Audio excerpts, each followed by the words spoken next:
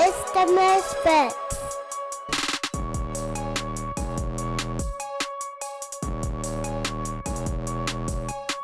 So I guess our favorite question that we love to answer is, how did we meet?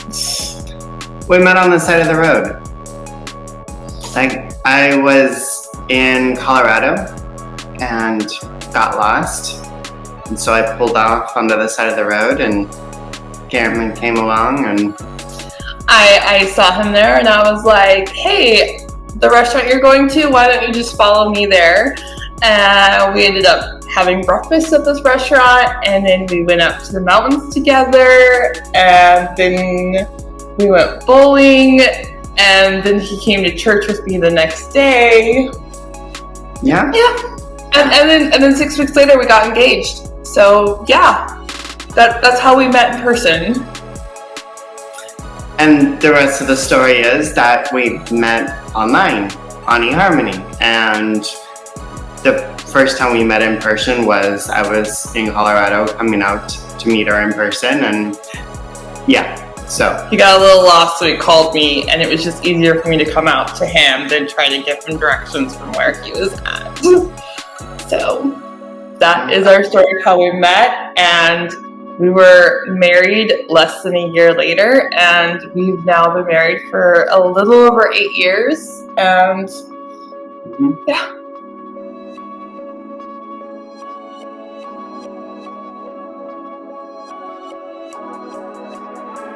Hey everyone, welcome back to Ministry Misfits. Andrew, it feels like it's been a long time. I don't know if it's because of the holiday that we just had with 4th of July, but it seems like a long week. It does feel like a long week, Yes. but glad to be back in the studio here. And just covering some more information. I guess not information. Covering Hopefully everything we're topic. doing has information. Some people might not think so. Yeah, well, that's a whole nother discussion. Yeah. Last week, we were with Systematic Ecology, and we were talking more in depth on adoption. We were talking more in depth on just family dynamics. Yep. If you had a problem with last week, you can complain to Systematic Ecology because it was their idea in the first place. But I have a call out for them since I just finished Stranger Things last night. There is also an adoption story within there too that they should unpack and uncover. But I'll let them do that. There you go. Where were we going? Oh, yeah, last week we were talking adoption. This week, we are going to another part of this family dynamic discussion. We do have a disclaimer that this is potentially a very sensitive topic for some families. And so, feel free, after reading the description, to just skip over this one if this is a sensitive topic for you. But for the rest of our listeners and for the church in general, this is a very important discussion to have.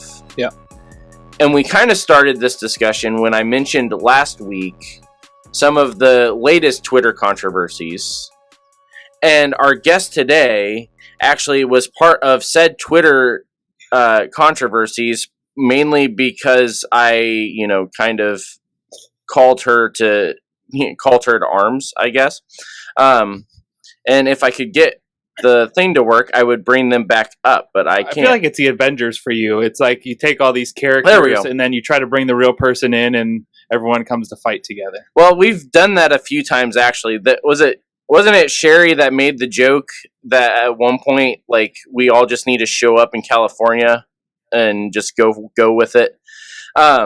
Anyway, this is, and I'm going to say their name wrong, so I'm just going to stick to the easy thing first. And if you've been following the Twitter controversies, this is at Too Fertile Church, also known as Karen Terrazas. Did I even get close? Yes. Yeah, that was correct. That was I didn't have to buzz myself. There you go. And then her husband, Brandon Terrazas, and they are joining us to talk today about the last little soapbox that we got on last week a little bit with the Karen Swallow Pryor controversy, and specifically on the area of the fact that, one, it doesn't matter if you do not have children of your own. You are not cursed by God or in sin. And beyond that, we are specifically going to talk with them about what infertility actually is and what it actually means for us in the church. So, Terrazas family, welcome. Thank you. Yeah. And let's just start with the basic definition. What is it we're actually talking about here? What is infertility? So, infertility is defined as 1 year of unprotected sex without any pregnancies resulting. And I was going on the CDC website to get the most current stats on this last night because I always cite the 1 in 8 couples will deal with infertility. Well, that has now changed from 1 in 8 couples to 1 in 5 couples will deal with infertility at some point. And then out of that 1 in 5, 1 in 4 couples will struggle to maintain a pregnancy if they can get pregnant. So not only do you have people that can't get pregnant, you have people that can't stay pregnant. So you've got 2 very painful overlapping problems going on that is more common than people want to think about. So let's start with the stats you just laid out. Mm-hmm. Beyond just the fact that 1 in 5 means that you probably know somebody. The first thing that we got to look at is the fact that when was the 1 in 8 that you had been originally citing pulled from? 1 in 8 is the one that's still on the Resolve website, which is the major, I'd say, advocacy body for infertile women. And that was citing statistics from like 2005 to 2010, and I guess they just never updated that. The CDC's numbers are from the 2021 year. So those are as updated as you can get. About in a 10-year span, yep, we've gone from 1 in 8 to 1 in 5, which doesn't seem like a huge drop if you're just looking at 8 to 5. Until you realize that these are statistics. And that's math, and so Brandon and I are not going to try and figure out what that percentage actually is. Because that is not going to go well. It went from 12% of the population to 20% of the population, so an 8%. There you go. Yeah, so yeah. She gets a bell. So basically almost doubling. And I feel like the other conversation you hear in today's era is, oh, people are waiting to have kids and not having kids as early as they used to. And so maybe this could even fall into the rising statistic of how the numbers are changing, and one example of why we're seeing children in a later age. Well, and that leads us into the next thing we want to talk about, which is a very big piece of this, is the misconceptions behind all of this. Because even last night when you posted the latest stats that you had found preparing for this, good friend Brother Matthew asked the question of if this has to do with the statistics about people that come from an abortion standpoint as well. But these stats that you're pulling are not, there's another little asterisk that has to go with these stats, is that these stats that you pulled were ones that were for first-time pregnancies, correct? Yes. So these are women who have never been pregnant before and have been trying for a year without any pregnancies resulting, or asterisk, they've gotten pregnant but failed to carry to term. Right. So that is through miscarriage, not through abortions. Those would not get included in those stats at all. Right. So let's just talk through, because you gave me a long list of a bunch of different misconceptions surrounding all of this sort of thing. So one of the misconceptions, that would be cake. Misconceptions, let's try that. Misconceptions is the idea of that infertility is something that happens at a specific age. True or false? False. false. Okay, do you want to expand on that at all? That was one of your bullet points. That's the only reason I'm bringing that one up. I'm going through your list here. No, that's fine. And I think that one's especially big because, you have people complaining about the rising marriage rates and the fact that, women's most fertile days they're ignoring them. But the thing is infertility can affect women of any age. I am aware of women in their 20s, early 20s, who know they're dealing with infertility due to a variety of factors. And that's only focusing on female factor infertility and ignores that a third of infertility cases are due to male factor. So that doesn't matter how young the woman is if it's male factor that's causing the problems. And this kind of leads into where your initial talk that you had just done was on, is that people can try and blame the marriage cycle. They can try and blame the age of marriage. They can try and blame all these other things. But reality is that doesn't necessarily actually affect anything that we're talking about here, because this is a much bigger health issue than it is just a societal issue. Even though, you deal with it way more than I do. I just get to watch as you and sidelines go at people on this one. But people like to look at this as a societal issue first and foremost. But in reality, this is much more of a health issue than it is anything else. And one of those things that we're going to talk about with the health is what both infertility leads to, as well as what these misconceptions actually lead to. Which you can talk more on this here as we go. But the three things that you had, or two of them I think you had pulled out, I had added one to your list, is isolation, guilt, which that typically follows more with ones that are caused by miscarriages than it caused by just infertility, although not always. And then grief is the other one. And grief is what we're going to spend a lot of time on here as we walk through. But let's start with, how does isolation come out of all of this? Well, this is it's hard to quantify, but we're in our late 30s, and everyone we know who is in their late 30s has kids, so it's really difficult to develop meaningful relationships with people because they're dealing with stuff that we're not. Like, they're raising kids and we're not, and they're not nearly as flexible as us because they have kids, which totally makes sense. But it's like, can't just be like, hey, do you want to go to a movie? Because then they're like, oh, we need to find a sitter and we need to plan it out like 2 weeks to a month in advance and all kinds of stuff like that. So as far as relationships goes, that's a way that I have noticed the isolation. There are other areas that are more insidious, but I haven't really been exposed to those, whether that's because I'm a guy or I'm just oblivious, I don't know. But yeah, Karen would be more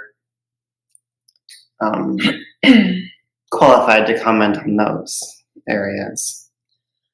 Yeah, being the only woman talking to three guys on this topic, I worry about how much I'm going to embarrass the three of you. But I have often said that infertility is being alone, because so much, especially from the woman's perspective or the woman's side, you're doing a lot of these things alone. So you find out that this month was not going to be the month by yourself.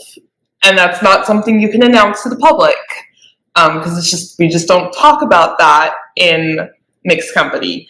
Or if you're taking a pregnancy test, you're going to get that negative test when you're by yourself, or maybe with your husband. But again, that's not something you can just announce. And so you're having to process these huge emotions by yourself or with your husband, who is also trying to process them at the same time.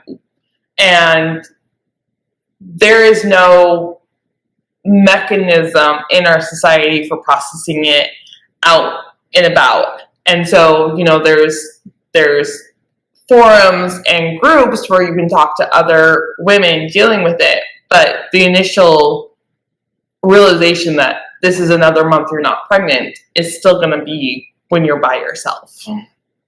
Yeah, and you guys kind of listed both examples of the isolation, both as a couple and as the individuals within the couple.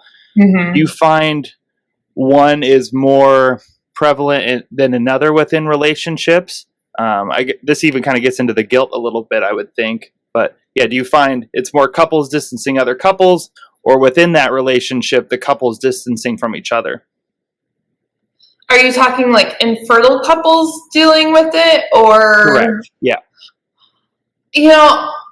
I do know the stats on divorce for infertile couples is higher than the national average. And I think that's a variety of factors, due to, if you're doing treatment, that is a very expensive road, and obviously money is a factor in a lot of marriage problems.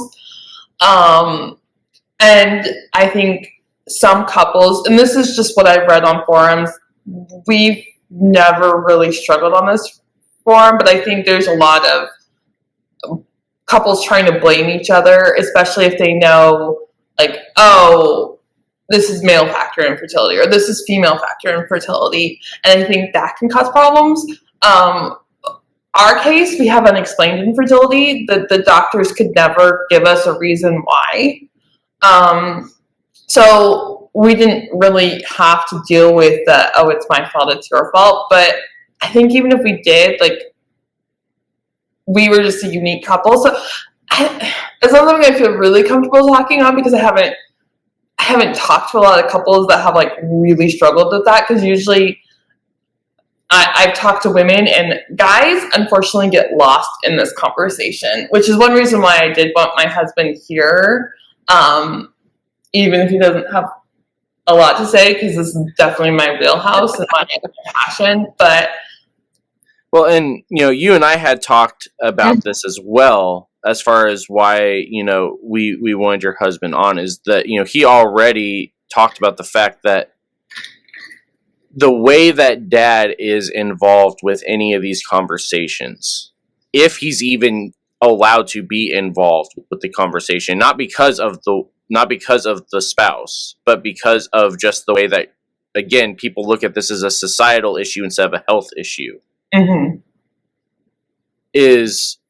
has been more and more very blatant to me ever since we lost Carson, is that there are very few resources for dad when you have either lost a child or when you struggle to have children. Is that dad is just off in the distance, as he's just going to be there when we're ready to call on him, and he has no role in this any other time.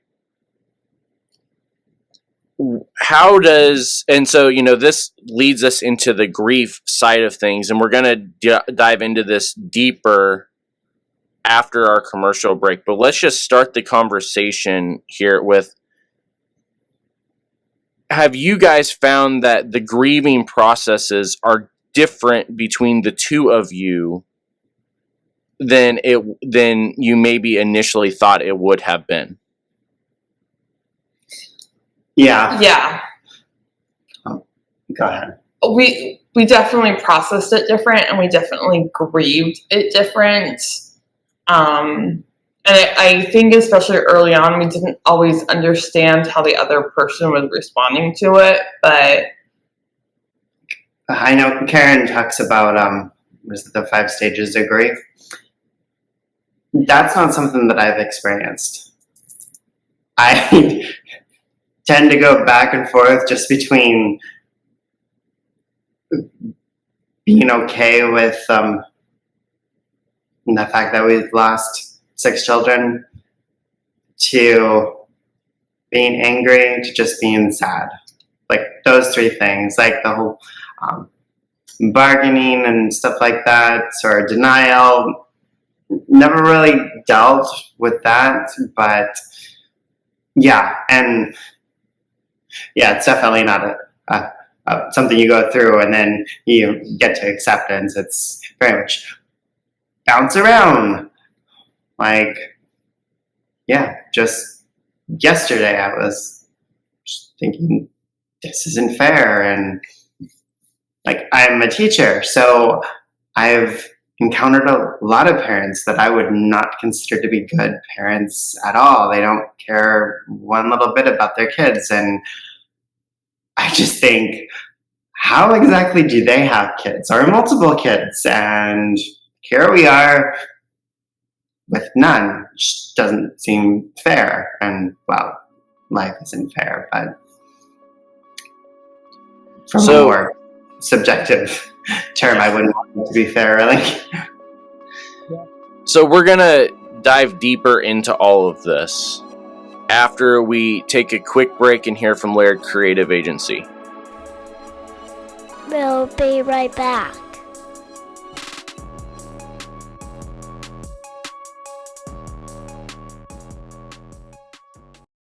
Season 2 of the Ministry Misfits podcast and our awesome theme song are brought to you by Laird Creative Agency. In our social media world, the next connection is always one click or scroll away, and your business has to be ready when they find you. That's why Laird Creative is always looking for ways to step your brand up. Whether you're looking to overhaul your brand one time with a new website or want to save money by outsourcing your graphic and media content, Laird Creative Agency is here to help. Laird Creative's mission is to take the difficulty out of the creative process. With Laird Creative, you'll find a dedicated team of artists ready to tackle any creative need that your business has, big or small. If you're looking for an easier way to share the vision of your organization through thoughtful branding and creative content, find them at lairdcreativeagency.com to get started. Mention the Ministry Misfits podcast and get a free consultation call. Laird Creative, step your brand up.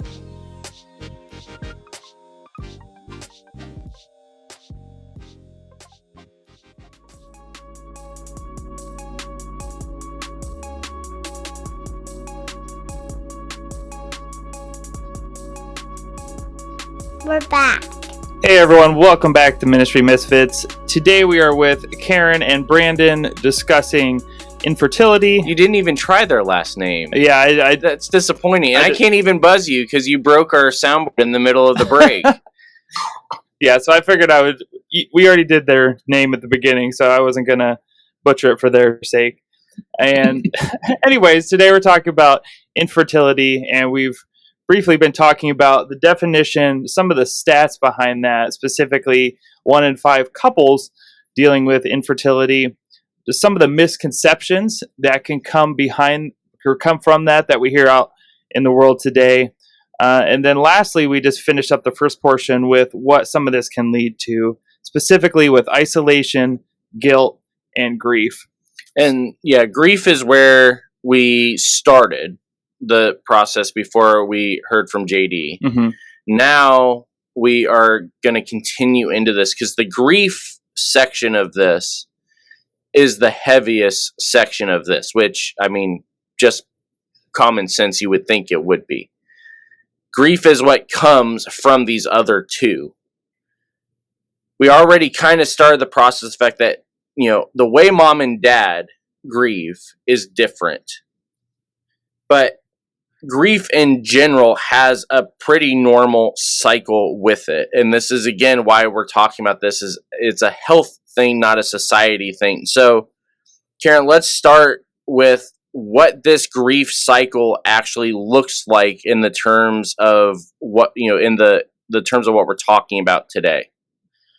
So, and I think the reason why, for us, it was so different is because, I was the one that, my body was dealing with. And like I would tell people that, when you come to the 5 stages, I would bounce through all 5 stages in 28 days, assuming, basically a normal cycle. So at the risk of embarrassing 3 guys here, you start day 1 when I would start bleeding, and I would always just be in denial. I would be like, no,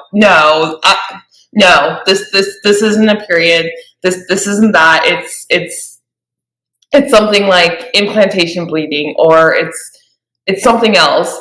And then after, it became clear that no, this was the start of another cycle, I would get angry at myself, angry at the situation, angry at God, just because it just didn't seem fair, and we can get into like other craziness of like the horrible bill of goods, I was told prior to marriage with purity culture, but that's another topic.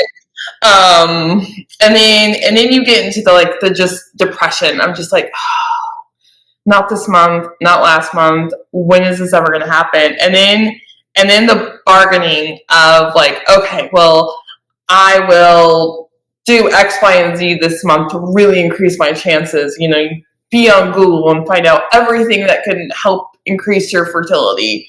And then you just finally settle into that month of, there's nothing you can do except what you're already doing. And it starts all over again because you've got 28 days. And that's exhausting. And you're doing so much of this by yourself again, as we were talking about. These are not things you talk about in society. So you're having to process this on yourself. And then I would tell people that there's also a long cycle of, just coming to grips with dealing with infertility and, working through the strong emotions that to get to the place where, okay, we are a childless couple and that's okay. And that was not an easy process to get there. There was a lot of tears. There was a lot of anguish and prayer and conversation to get to that point. And now, I want to help other women or other couples behind us on this journey, because you feel like you're walking alone, but clearly you're not, but you feel like it when you're in the middle of it. Yeah, and we'll talk a little bit later about how the local church should come alongside and step into this area. But specifically for you guys as a couple, knowing that maybe for you, Karen, the grief cycle happens. I know, Brandon, you mentioned you might go through 3 different stages, but not maybe the full cycle. How do you guys either help cope with each other during that grief, or come alongside each other, or grow closer to God during that time where this may be ebbs and flows? Well,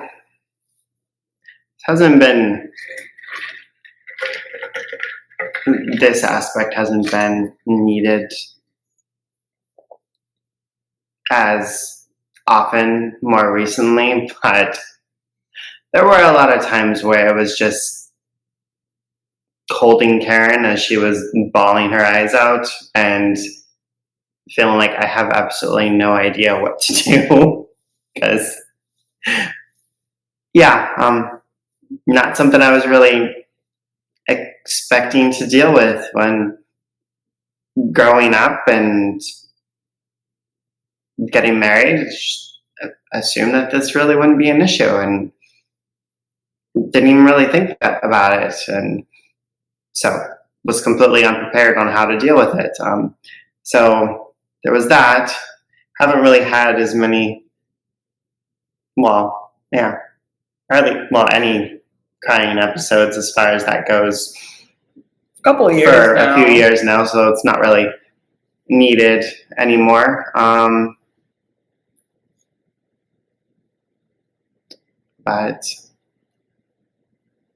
I think the biggest thing I'm hearing is it's been more so the opposite of isolation, of the coming together and just even being as a couple, being there for them, being present and showing up, to know that they are still loved and cared, and that even though there's outside voices that might put that pressure or grief on you, ultimately God has called you guys as a couple together, and hopefully that helps with some of that grief. Well, and I think we're starting into where, we started talking about the fact that one of the misconceptions is that this is a societal issue.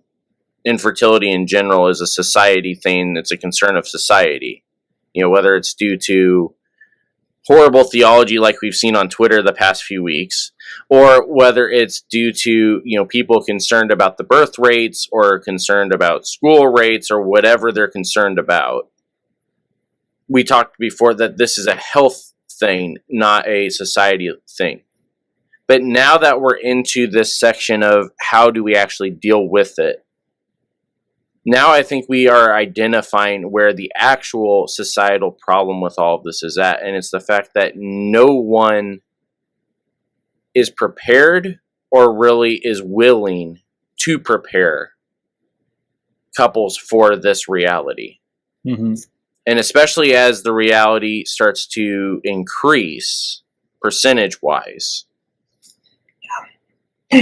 there is still a lack of understanding of this from a, if nothing else, from a premarital counseling standpoint. Yeah, I tell this story of just kind of eye-rolling, exasperated, but my pastor, when we got engaged, the book he gave me that he told me he gives all premarital counseling was all on parenting. And I'm kind of like, okay, there's usually about a 9-month warning before you're going to be a parent. That's time for this book. But yeah, even Mary got a 9-month warning. Yeah. I mean, come on now. Yeah. But yeah, it's just the assumption is, first comes love, then comes marriage, then comes the baby and the baby carriage. And when you don't fit that script, people just have no idea what to do with you. That was kind of what I was alluding to a little bit earlier, of kind of being an insidious side to this of, if you don't fit that mold within the church, then people don't really want to deal with you. Like I said, not something that I've really experienced. Maybe I'm just clueless, but Karen definitely has. So now, do you find that pressure and that expectation comes more from within or from outside of the actual, church culture structures? Is this something that, is something that we see just in general society, or is this unfortunately another area where this is almost a uniquely Christian problem anymore, as far as the expectation pushing? So I think that there's expectations coming from both worlds. But I think the expectation from the church hurts more, and there's less understanding. So I think from like the world at large, the more pressure is, why don't you do X, Y, and Z? Because popular culture especially presents infertility as a problem that you just throw money at to solve. So, just go to a fertility clinic and, do IVF, come home with a baby. And it's not that simple, but Hollywood presents it as that simple. And so society at large is just like, well, do you not want to do all that? And it's like ignoring that they don't know what they don't know. But the church specifically, it's so family oriented, and it's so geared around the nuclear family that it doesn't know what to do with couples that don't have kids, and it and again, this could get into another subject. If I come back on, I could talk about this of, we're sold that if you follow the right program, you're going to get rewarded. And so when you have a couple that did follow that and doesn't have a reward, they don't know what to do with that. And so there's just a lot of like, well, you had to do something wrong. Like, I've had people straight up ask me, what did I do to cause my infertility? And it's like, nothing. That's not how it works. And this was going back to that mess of a day on Twitter a few weeks ago. This was part of the argument that this guy was making, is that if you want to have kids in today's world, you can have kids. Yeah. Just makes it seem like an easy recipe. Right. And that was basically the argument, is that it's a very easy recipe. Because if the biological recipe doesn't work, then the financial recipe will. Mm. And like you said, this kind of starts us into the next section that we're going a little bit, as far as how this conversation has even changed over the past 2-3 weeks, of the church side. Their normal recipe for this is either it's all either just a prayer recipe or a financial recipe. The world's recipe is full on just either a medical cocktail recipe or it's a financial recipe. The hard thing for us to start breaking down is this reality that the core issue at both of these, both the church and society, is the unhealthy way that family is presented. In the church, it's almost we'll clarify, within white evangelicalism, it's presented as almost an idol of, this is a sign of God's blessing. We're back into prosperity gospel talk now. Yeah. Within the world, and this is the world as a whole, the family is just the support system that you have for ages, birth to 18, if even that. Sometimes they're going to say 15. But that's not what we see in Scripture as far as what a family unit is actually supposed to be. This is what we've been talking about for the past few weeks. Both, even in some cases, we talked about this with Alan when we talked Indian Pentecostalism. Of the family structure and family unit is something that God has designed, but not for these different avenues that the church and that the world is trying to say that the family units have actually been created for. The family unit is, like we've already talked about, is a place of support when things like this happens.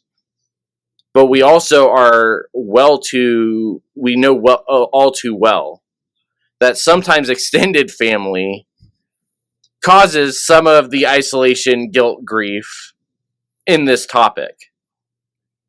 Yeah, and I would say that's where my wife and I kind of fall into that camp a little bit of, we're going through the adoption process currently and feel like that's what God has called us to. So I guess stats-wise, we would probably fall into that infertility camp. Since we don't have kids yet. And yeah, again, a lot of the people, instead of saying, like we say, hey, we're going through the adoption process, immediately the question comes back from the church or even family is, well, why aren't you having a kid naturally? It's never a celebration of going through the process. It's always immediately to the why not?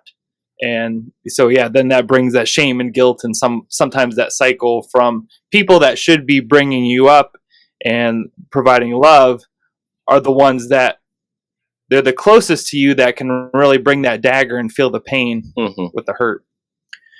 Yeah. That discussion there is exactly why, when we were talking last night about how we're actually going to do this, since apparently all four of us realized last night that it was Friday. That we hadn't actually done any of the The prep holiday week threw us all off. Yeah.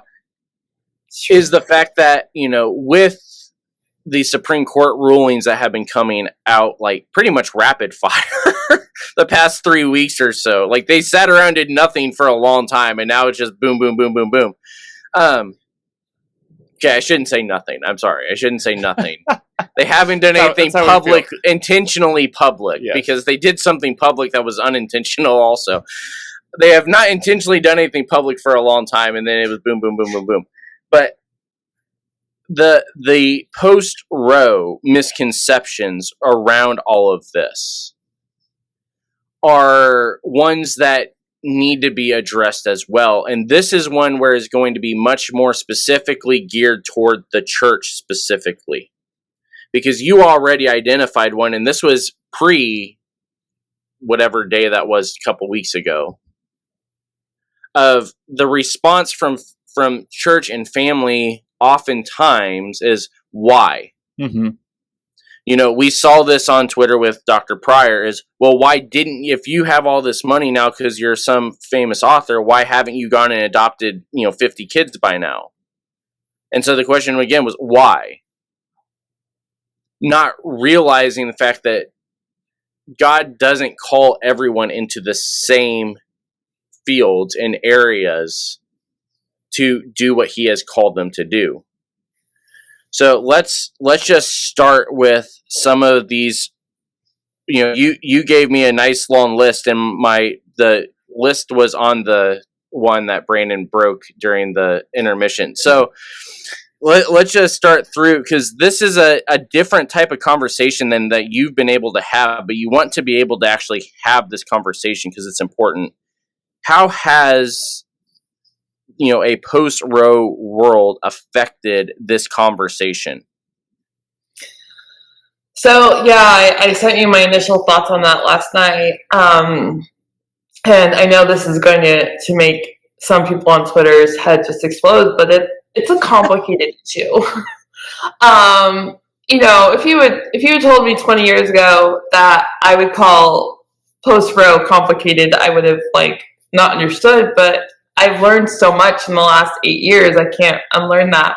And I remember one thing I said on that, because I've said it before, before Roe, the post-Roe world, I always kind of felt like I was in this no man's land, because pro-lifers really don't know what to do with infertile women. They really don't. And yet, there's no one that understands life begins at conception more than the woman praying for 2 pink lines on a pregnancy test. And we understand, especially if you get all the way to IVF, I mean, you literally are watching an egg and a sperm become all the different things as you're praying it makes it to that 5-day mark for implantation. Not implanted, but to be transferred, and then you hope it sticks.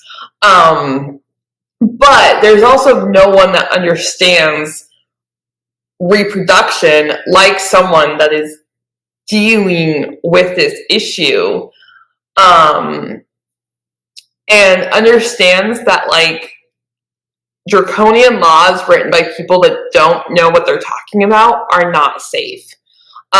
So I remember when the decision leaked several months ago, I would see people on Twitter being like, yes, let's ban pregnancy at 0 weeks. And I'm just like... abortion. Oh, yeah. Abort, yes. Let's ban it. That's a whole nother societal issue if we're banning pregnancy. Yes. That's a whole nother podcast to deal with there. It's a whole dystopian universe, but we're not going to go there. But yeah. They would be like, let's ban abortion at 0 weeks. And I just cringe, because there's no such thing as being 1 week pregnant.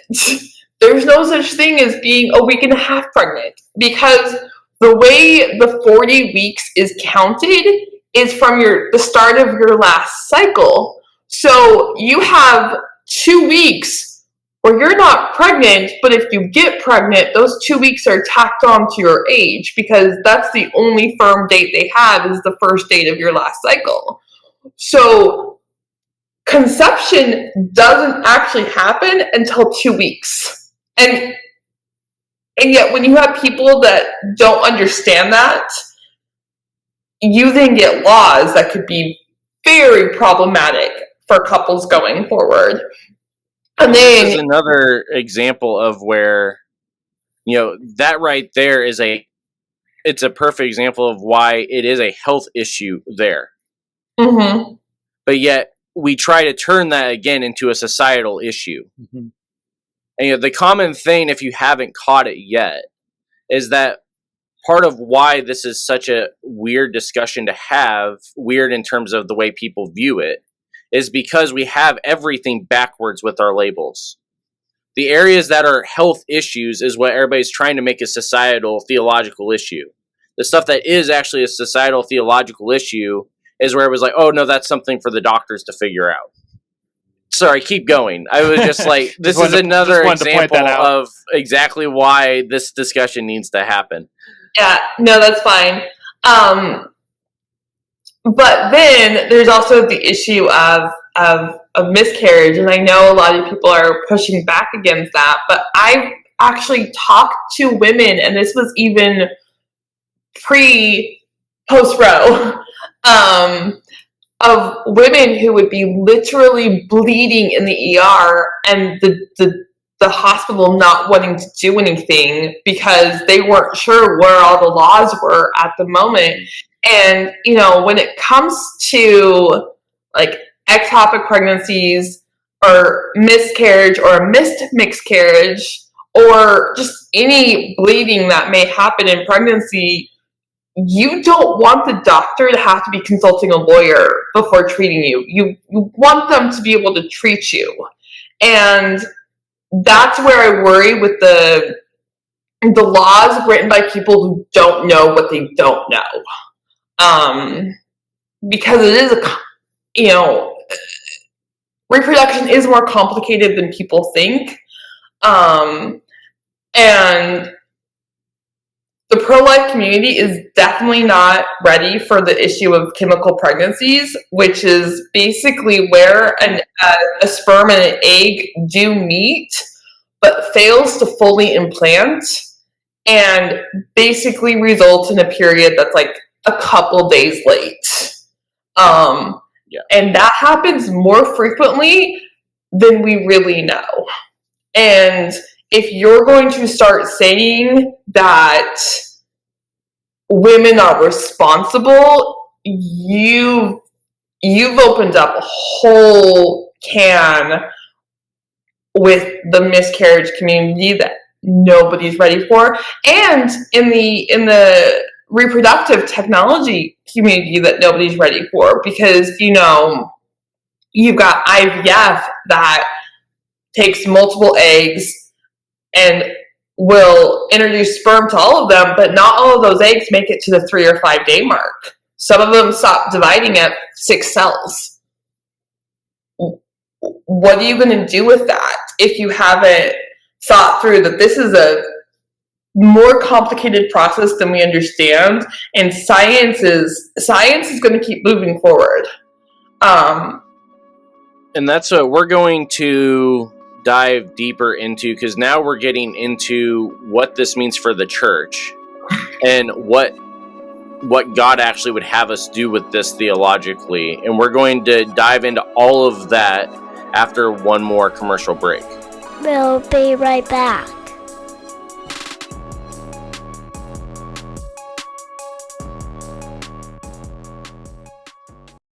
Today's a great day to start your own podcast.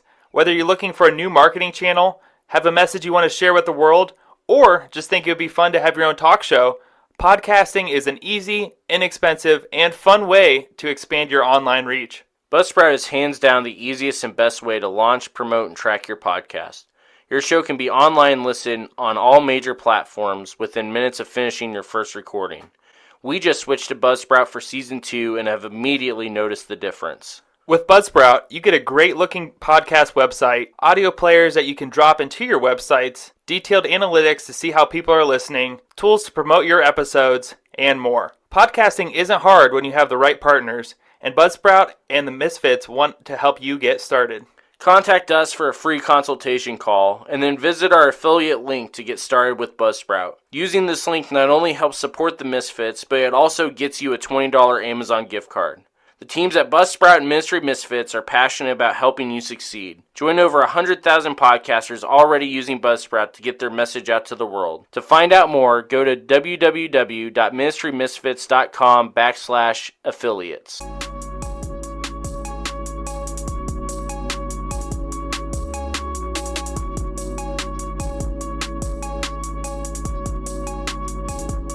We're back. All right, welcome back. We are still here with the Terrazas family. See, I said you went for it. There we Take that. And we have been having the discussion that most people are trying not to have. That's a good point. To put it bluntly, of what the deal is with infertility, especially as it relates to Christians, and especially as it relates to how the church reacts to it in general.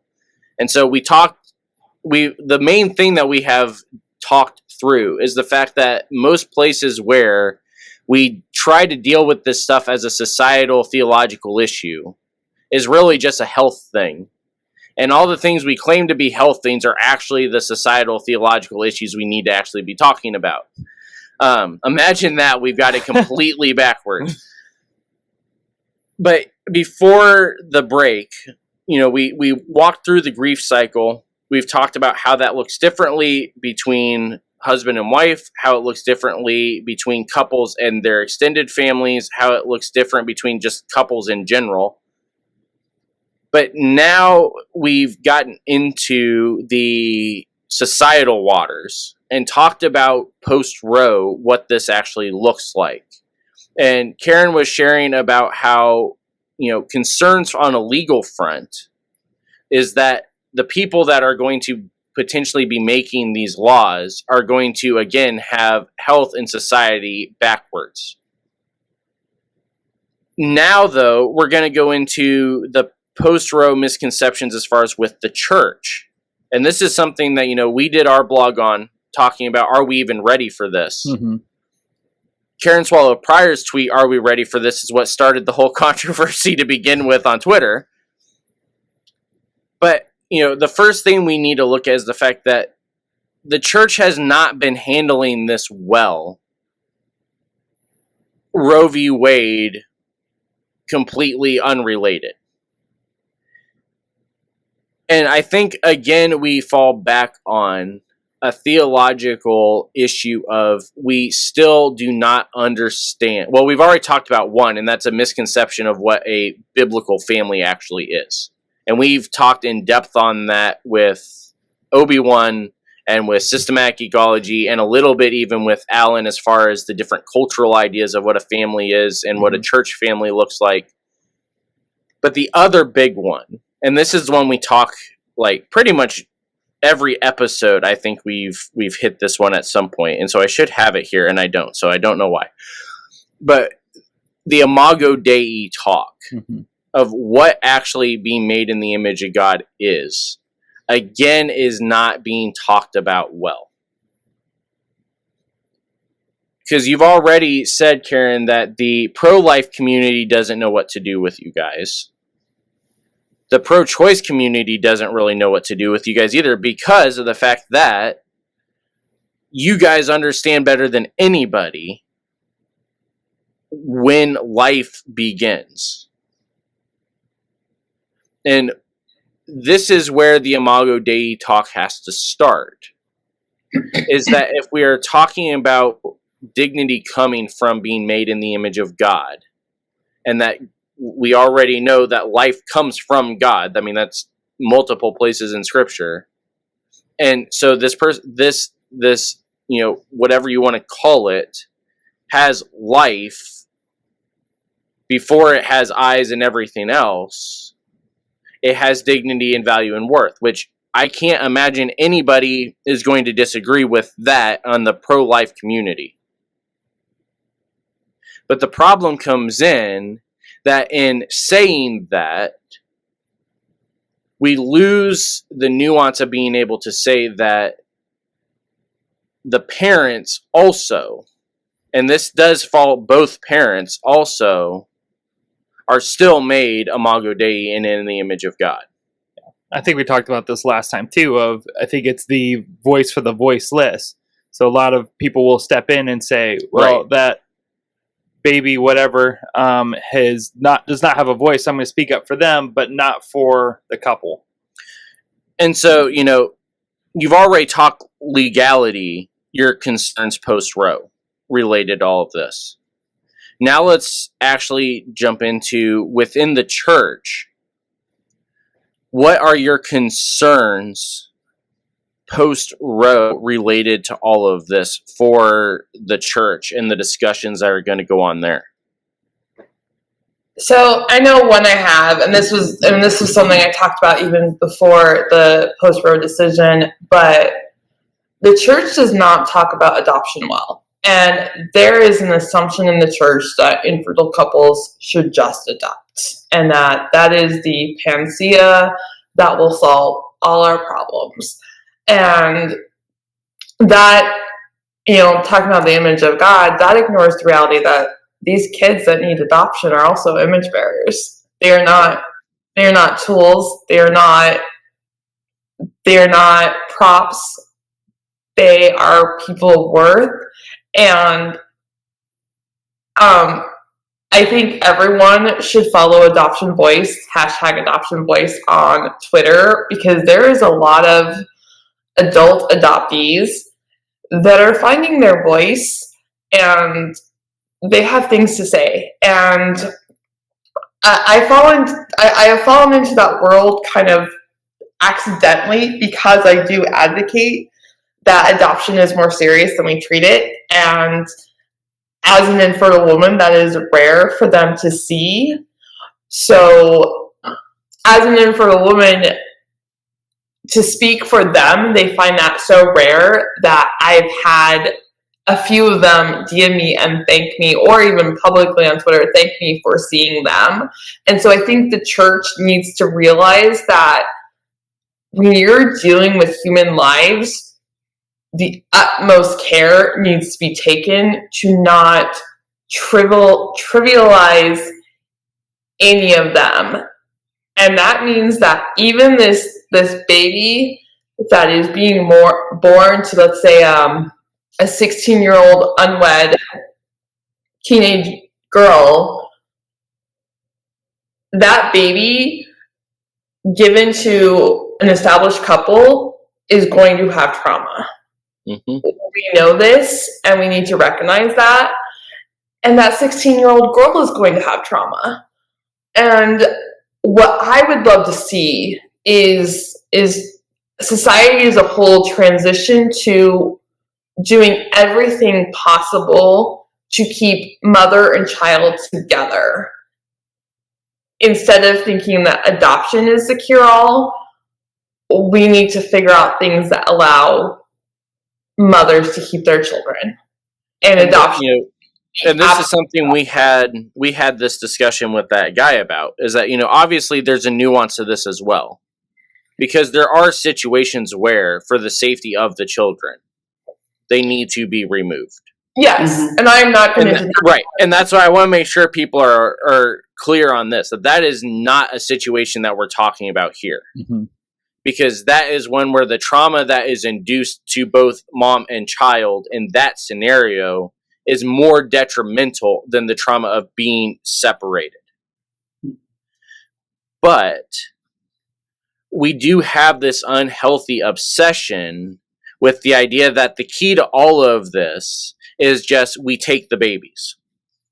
And really this falls back into the Roman versus Celtic evangelism models again. Of if they're within our walls, then we know they're going to be Christians and then they're going to be fine and they're going to be safe.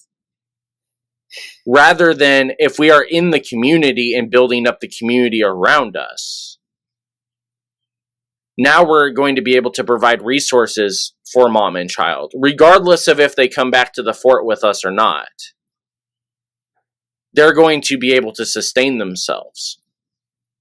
And this is just another example of where the bad missiology, not that all Roman models are bad. Again, we got to clarify, not all Roman models are bad. There are times for Roman models, just like there are times for removal of children. But when we focus in on that, we have now, if nothing else, the easiest way to look is it's the white savior complex, just in a church form. Mm-hmm. Which I don't know if you saw that discussion yesterday on Twitter or not, but that was a discussion that was going on as well, was again, we had the white savior complex coming into play. Because we think that being the hands and feet of Jesus means that we are out there making huge changes on the world, rather than recognizing that being the hands and feet of Jesus means that we allow Christ to work through us, regardless of how it looks on our behalf. I was just going to say, I think the other element too is fostering, and that's been another big conversation out now of people saying, well, adoption is not enough, just foster. It's the quickest thing that you can get into as far as getting set up. And I know for myself personally, that's a big call and challenge. It's not just something that you lightly step into, because as you've brought up, really the goal of fostering is to get that child or children back with the birth parent. That's the whole goal. It's not to make myself this great person that hopefully the family or child sees that I'm a better option. No, like the whole goal is to keep them back, even if that situation's not ideal. My sister and brother-in-law have been fostering. They finally were able to adopt 3 of the children, but they've been fostering for however long they've been married. Because again, numbers. Math. Yeah. They've been fostering for a while. And one of the things with our grandparents that was the hardest thing for them to understand was the fact that adoption was not the goal. Mm-hmm. Adoption was not the goal. The goal was to provide a sense of stability for these kids for a while the parents were able to find stability themselves. That was the ultimate goal. But it was not something that was well recognized, both church-wise, and probably some of this is just a generational thing as well. I've also dealt with students from a counseling perspective of where the foster situation, and this is another area where this is a societal problem now we're talking, is that, again, because the thing that everybody thinks is, well, we just throw money at the problem, is that there are, unfortunately, some foster situations where it is more traumatic for the children than it would be even staying with the parents that got them in the system in the first place. Because the state will pay you to be a foster parent. Mm-hmm. But what they're actually paying you to do is to be a babysitter, not to be an actual parent. And so there are kids that are abused and traumatized within a foster situation because, again, we're not actually talking about what these different systems actually are when we talk about just giving your child up. It is so much more complicated than we're willing to make it. And largely this goes back, the theological argument that one guy kept spouting was the command is to be fruitful and multiply. So if the command is be fruitful and multiply, then that means we just need to make sure that all of these kids have a place to stay, rather than the command of discipleship, mm-hmm. which is train up the child in the way they should go, whether I am a legal guardian of this child or not, whether I am a biological parent of this child or not, whether I am fostering this child or not, or whether this kid just walked into the church this morning and asked for a cup of water. That is the type of relationship that God actually commands us to have as believers. That is what it means to train up a child. Go ahead. I would want to break in here and point out that something that gets lost when people are looking at the Bible as far as like when they quote the be fruitful and multiply is, if you notice, after Mary has Jesus, we never hear about any woman's fertility again. Like, it's a huge theme in the Old Testament because we're waiting for the seed, that promised seed. And so every woman's fertility is an issue because that means they don't have a chance to give birth to that seed.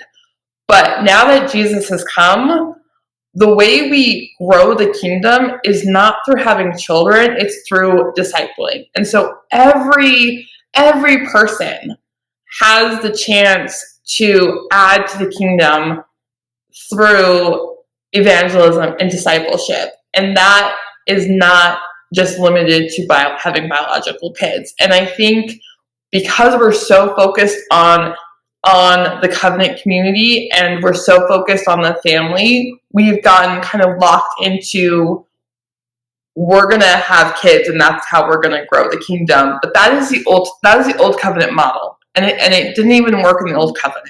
It's not going to work now.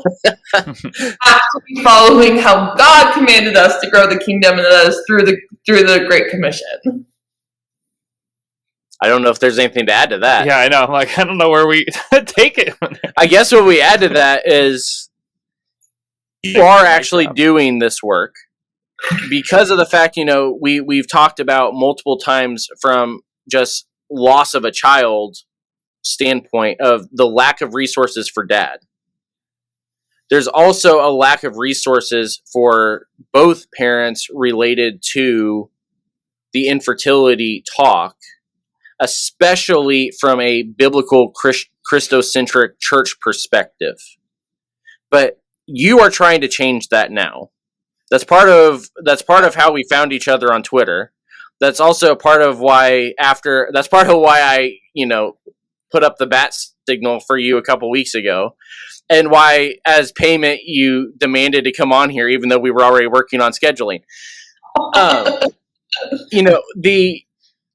What is this project though that you, Karen, are specifically working on? So the project I'm working on is I want to fill the gap in the literature that is out there for infertility, because like when I go on Amazon and I look up books dealing with infertility, they are either the miracle baby story, which is fine if that's your story, or they're books written by men who have children that have never dealt with infertility trying to explain infertility, and they fail at it. And so I want oh, right? And so I wanted to really fill that gap and give a well-researched book, allowing multiple voices to be heard on how.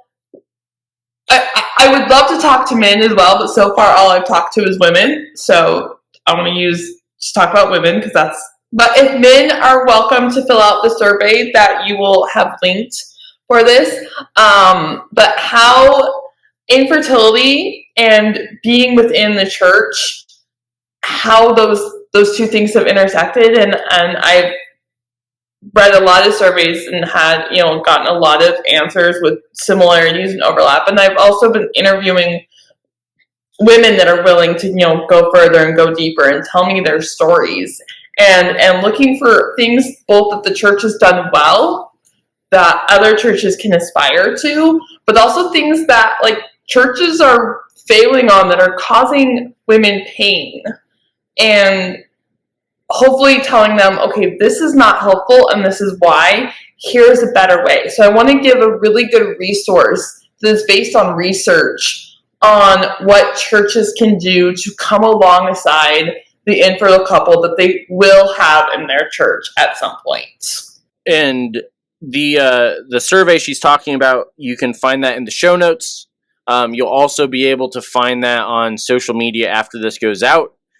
We also are going to make sure there's a link to it from the website as well. Probably not while you're listening to this currently, because you know how good I am at actually remembering to update the website. I'm better now that we've got the new website. Yeah, the new one's been I've been Fairly up to updating date. that one, but I just I realized this morning as I was coming up to the studio that I never added Joe's episode from last week onto his portal. Anyway. And Karen, just to clarify real quick, you were looking for people from the survey that are both in and out, in without and out of the church. I'm trying to think if I can say that. I have talked to people that have left the church but dealt with infertility while in the church. But I just want to get as broad a range of people and church experiences as possible to look for the overlaps of what works and what doesn't. So the more people that participate, the better my data will be. I'll have a bigger data set. So I'm doing this solo. So this is basically like a PhD program that I'm doing all by myself without a university. So there's a disclaimer that there's no university backing, but I'm trying to actually do a legit study that would hold up against peer research. If anyone ever wanted to do that, to give a really solid resource that would hopefully stand the test of time for churches and ministry leaders to have at their disposal, because there's just not good information out there at the moment. And I want to change that.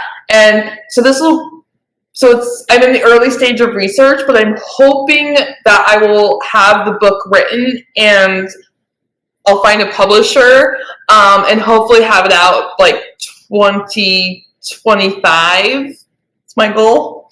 So In the meantime, if you want to see any of the research she's doing, any of the writing she's doing now, because we classify Twitter as writing on here. yeah, you can follow her at 2 Fertile Church, and that's TO Fertile Church, not the number 2, because we don't do numbers. Or TOO. Yeah, well, we don't do numbers, let alone grammar. Sure. So it's at 2 Fertile Church. You can find her on there. Again, the stuff that she mentioned as far as the survey, will all be in the show notes, and it should be on social media by the time you're listening to this. And eventually it'll make its way to the website also. You know how that goes.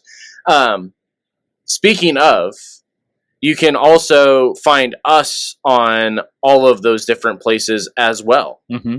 And so the easiest way to do that is to just, on any social media platform, search at Ministry Misfit. Yeah. No S. No S. Because, again, grammar. But, or go to our website, Ministry Misfits, with an S. Yes. We were getting to that one because that one's more complicated. At Ministry Misfit is where you can find everything on social media. You can find Brandon in a couple places if you would ever remember how to unlock his accounts. True. But yes, you can find everything at the website, including links to both Brandon and Karen on Twitter, as well as all of the research Karen is doing on ministrymisfits.com on the guest portal, which I believe is ministrymisfits.com/guests, but I can never remember if that's actually the right. SEO or not. You can also, on the store, or on the website, we still have our merch shop. Yep. And we still have the Tikva tees. Tikva tees, yep. They'll be starting again their fall programming as school goes back here. Very weird, but next month. Yeah, we're trying to ignore that side of where we're at in the calendar year. But yeah, they are going back. Have you had to start your classroom prep there, Brandon? I have my first training Thursday. So sorry. Okay. I think the one thing I hated more than parent-teacher conferences as a teacher was having to do all the summer training stuff. That was literally the same thing that we did a year ago, and they say they updated, and all they did was change the font.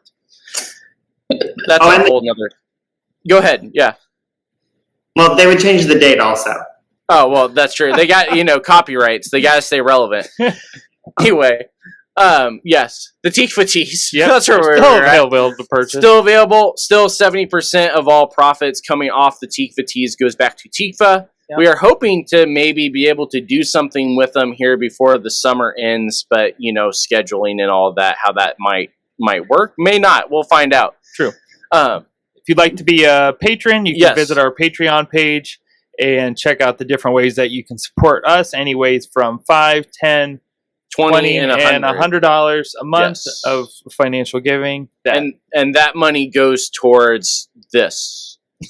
Yeah, Keeping this stuff up and running. Studio. All the Me breaking equipment. I was to say, we now have to go buy new equipment because Brandon just broke it in the middle of the commercial breaks. So, yes, patreon.com/Mr. Misfits. You can also find that on the website under the support tab. So, Karen, Brandon, thank you guys for coming on.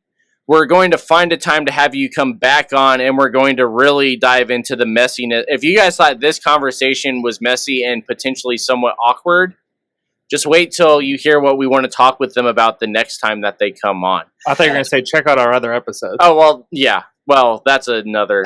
You can check out the episodes. Go subscribe, like, 5 stars, all of that. Oh, where's it at? See if I can find it. Since Brandon broke it. Yeah, there we go. 5 stars. Anyway, we will see you all next week. The Ministry Misfits podcast is a production of Ministry Misfit Media in association with Overwhelming Victory. Dr. Greg Linville and Andrew Fouts are our executive producers, and Brandon Simmons is associate producer. The Ministry Misfits theme song is written and produced by J.D. Laird and Laird Creative Agency. If you'd like to get in touch with us, you can email us at ministrymisfitmedia@gmail.com or by following @ministrymisfit on Facebook, Twitter, Instagram, and TikTok.